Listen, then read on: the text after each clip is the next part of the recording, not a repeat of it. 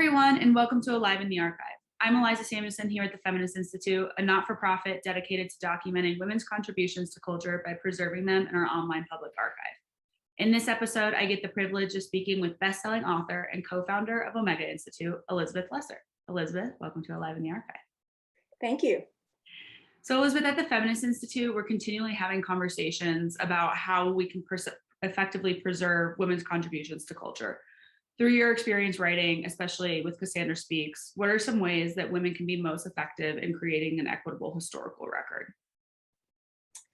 Well, you're asking me a wonderful question for my own work, because I have always been interested in the historical record and the glaring lack of women in it. And when I say the historical record, I'm not just talking about today and what people learn in school. I'm talking about going all the way back to our foundational stories, let's say our religious stories, whether it's Adam and Eve or the Greek myths, Chinese myths, African myths. There's just a global way of telling the story through literature, through movies, through our history books, through the religious stories that leave out women.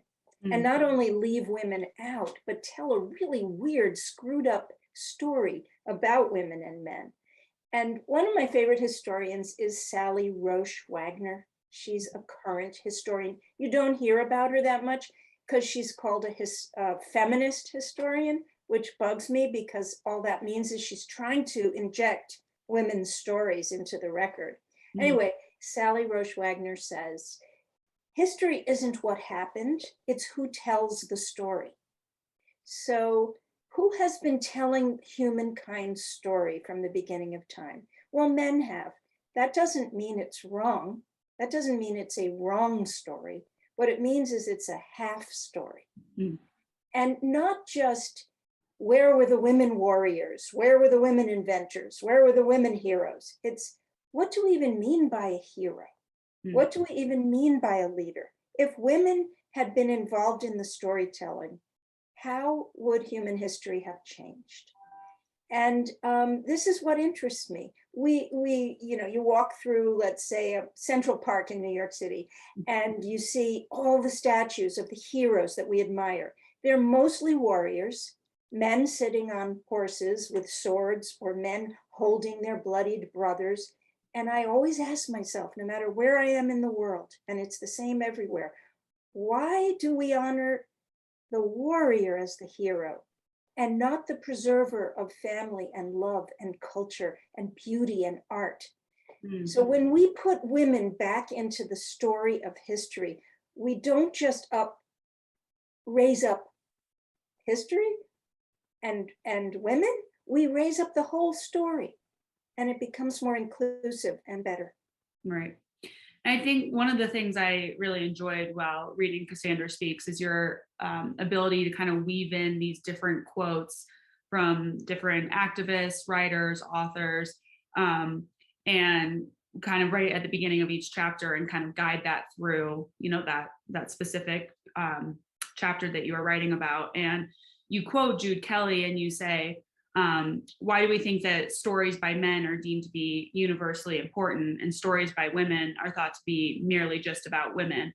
And I think this is really interesting when you kind of start to talk about a different type of power and the ways in which, this kind of idea of being universally important isn't extended to the stories that women are telling, and the ways in which that storytellers really are the means makers and shift what you call like the cultural dial. And so through your work, you really have been a champion for women's leadership and an advocate for women harnessing their power. Do you think that there's necessarily like a recipe for success for women to overcome these historically ingrained biases about gender dynamics or leadership style? Well, first of all, we got to define what we mean by success. Mm-hmm. And, I'm always, we've worked so hard over the past 100 years, let's say, for women to get our foot in the door of power. We've worked so hard, and in many ways we've succeeded, but Mm, also what's happened, and we've seen this in the pandemic very clearly. Do we really want to get into those doors? Once we get in there, I quote in the book the philosopher Friedrich Nietzsche, who says, be careful when fighting monsters that you don't turn into one. Once you get your foot in the doors of power, as has been written about historically and prescribed in our commerce and leadership and governments, uh, you become what is deemed as heroic and successful. And mm, I think women have a superpower to change what we mean by power, not just to get power as it's been used, because power has a really bad track record so far in human history. mhm, It's violent, and it's oppressive, and it's tyrannical, and mhm, it's running amok. We're running amok with the old story of power. And I think women as a collective, it's, as you know, in your work, it's dangerous to say all women do this, all men do that. We know it's way more nuanced and gender is so much more fluid. But I do believe women at this point in history, our role is not just to get the power, it's to change what we mean by power, to do power differently. mhm. And as you're speaking, I'm thinking about, kind of this idea that you talk about doing power differently and um, standing in strength and compassion and just the ways in which that would kind of look if it weren't defined on this, extremely like binary scale of power being strong and quiet, and the ways in which that we traditionally see it exemplified.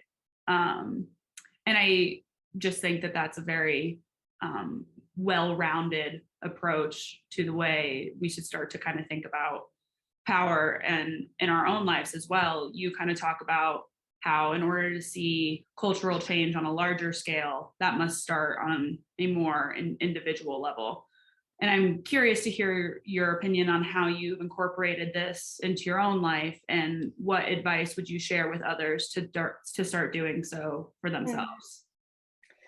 Well, I've walked two parallel paths for my life as a leader and as an individual.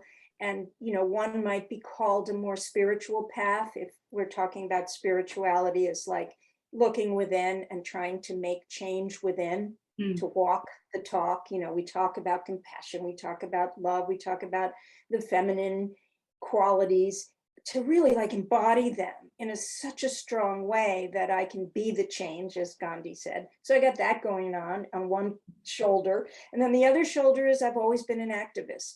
mm, I've always been like, it, I can't just be about mindfulness and becoming inner peace. I have to take that out into the world.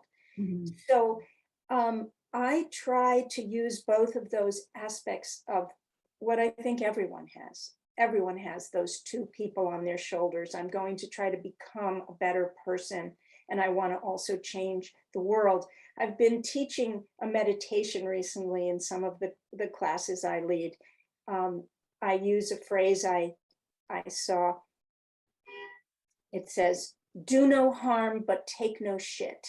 yeah. And I think that's a Very meditation impressive. that all women could benefit from. It's like have a really strong backbone and have this sense like, I know who I am. I know what I stand for. I am not taking shit anymore. I am going forth in the world fully who I am with my qualities intact. I'm going to lead from that. Mm, But at the same time, that that oath that all healers take, the Hippocratic oath, I shall do no harm. mm, That I that part of me that is empathetic, that is a caretaker. I want to elevate caretaking in the world to be as important as the taking no shit. So I'm mhm, going to be both. I'm going to be a strong activist, but I'm going to do it in a different way, in a way that invites other human beings to have a place at the table. mm, So to do no harm, but to take no shit. It's perfectly summed up. And one of the quotes that you include in the book from Khalil Gibran is activism is love made visible. And I think that's such a great way to sum up both of those kind of seemingly dichotomous things, but in a way can work in such great harmony together. So your activism is definitely love made visible through your ways of words. So thank you for your contributions and thank you for joining us today.